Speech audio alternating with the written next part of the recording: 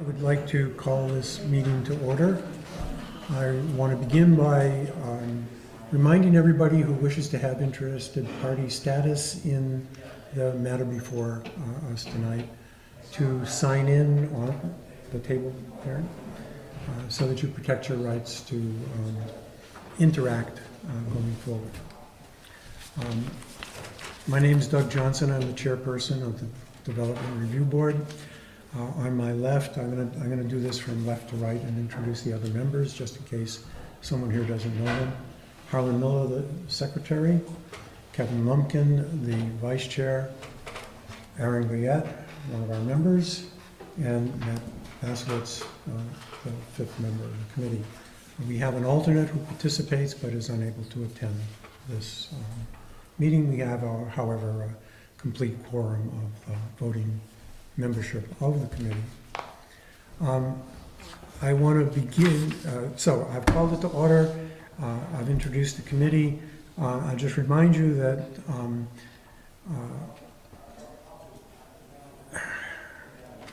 that's it. Okay, so the DRB has one case to hear tonight.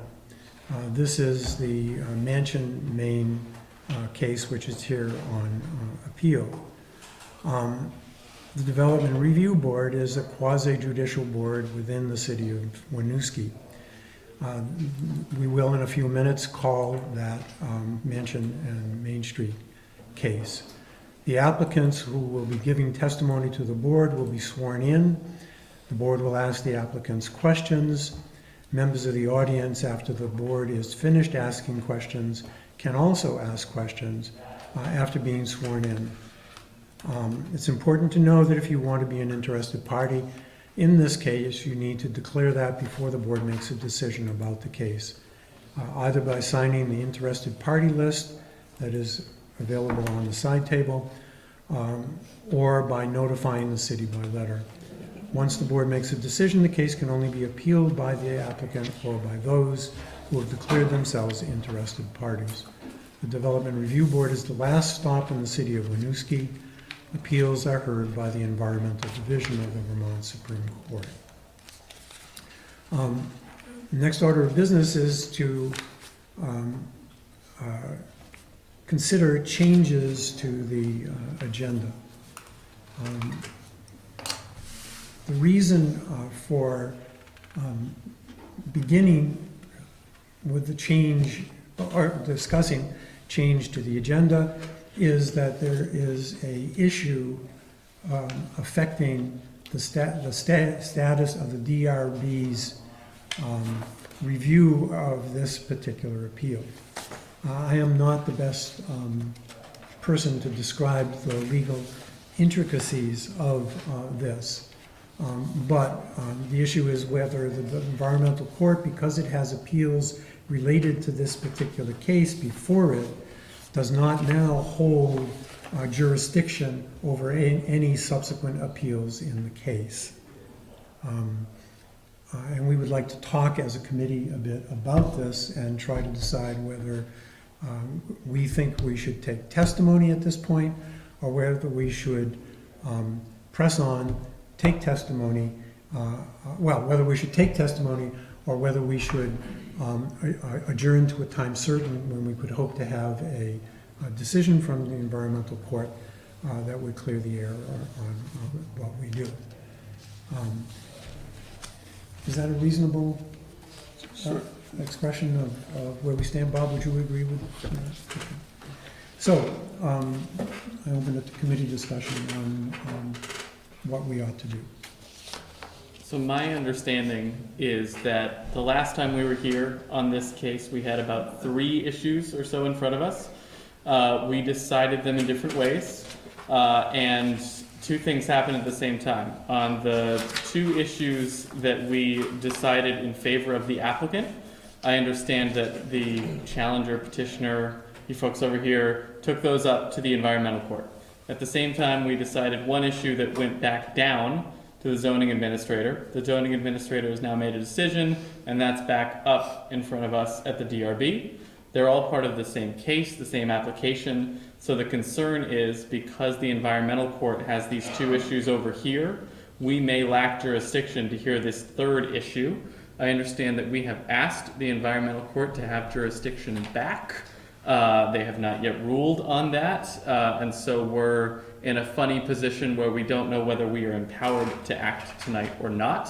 My take, and it's only one of 5, is that because they're different issues and not kind of stacked stages of an application, we can take testimony tonight and we can make a decision. Worst case scenario, we didn't have jurisdiction to do it and we have to do it again. Best case scenario, someone gets a decision. That decision probably gets appealed to the E-Court, and now the E-Court has all of the issues to make a final ruling and give everyone some clarity on how this project is going to proceed. But that's just my take. Anyone else? Personally, I'd rather hear the E-Court's decision before we hear any testimony and save people their breaths. So to speak. I prefer to adjourn the meeting to a time certain, because I would like, when and if we take testimony and make a decision, to make the decision as close as possible to taking testimony, so that I feel as current and as up to date when I make that decision, rather than rely on my memory of something that might take a couple of weeks or more before we actually make a decision. So I am in favor of adjourning to a time certain. I am for adjourning to a time certain as well. I think any jurisdictional questions need to be addressed before we can start taking testimony and open up anything having to do with this case. Yeah, I think I'd prefer to hear from the E-Court first. Can we ask the parties what they think? What do the parties think? So, AJ LaRosa for applicant Jeff Mungin. My concern, and I raised this originally, I raised this with council for the city, is that when the E-Court has something before it, there's a divesting of jurisdiction. And there are a host of cases that have played with the scope of that divesting of jurisdiction, and they come out generally on, the DRB doesn't have authority while part of the cases, or at least the underlying questions, are before the environmental court. And we've asked the environmental court to clarify sort of that and remand the determinations under ZP 060 back to the DRB to allow everything to be heard at once and sent up in one column. Coming back and doing it again, the concern is that if this body were to make a decision now, and then 6 months from now, the environmental court were to say, gee, golly gee, y'all didn't have jurisdiction to do that, we really do have to go back to square one, and that's very inefficient. And if we're talking about continuing for a short period of time, which I think we can push the environmental court, we can poke them and say, hey, just clarify this for us real fast.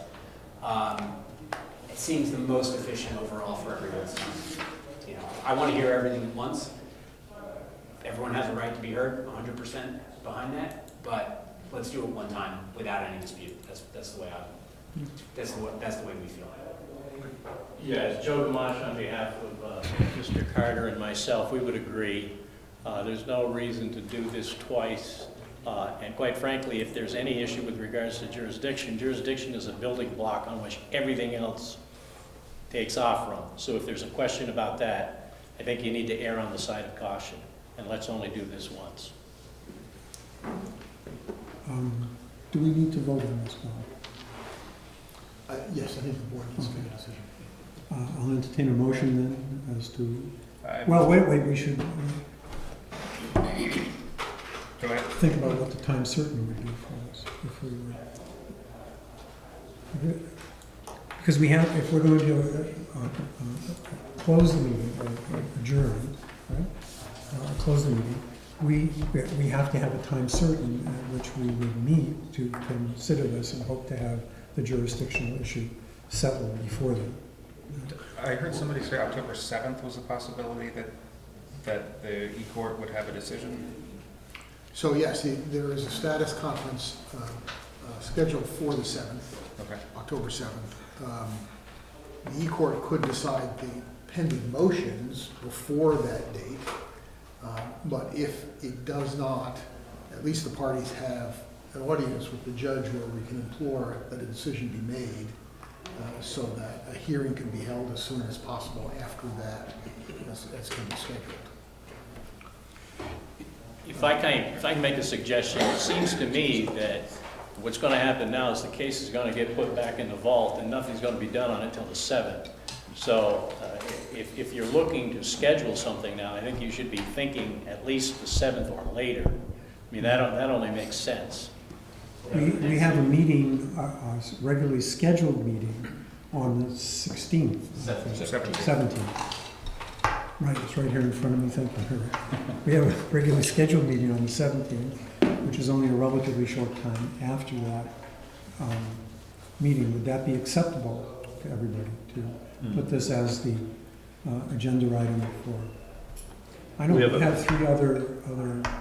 we have three other hearings, but if we can't cover them all, we would have to put them off until the next month, or a time certain between the October and November meeting, which I would be willing to entertain. Do we have a sense of those 3 other hearings? Are they like, compared to this one? Big or small? They should be fairly minor. Okay. 2 are for conditional use for detached cottages, and 1 is for a waiver from a side yard setback by to grant like a 2-foot variance, 2-foot waiver, roughly. Yeah. So pretty benign, I think. All in one zone. We all know that they shouldn't take much time, but we also know that there always are potential for a small issue exploding into something bigger. But Well, I'd like to make a motion that we continue this discussion on October 17th. Second. it's been made, and a motion has been made and seconded that we adjourn this meeting to the 17th, regular scheduled meeting on the 17th of October. All in favor? Aye. Aye. I hear unanimity, the motion passes. So we are adjourned, and we will meet on the 17th of October. God and the Environmental Division of the Superior Court being in agreement.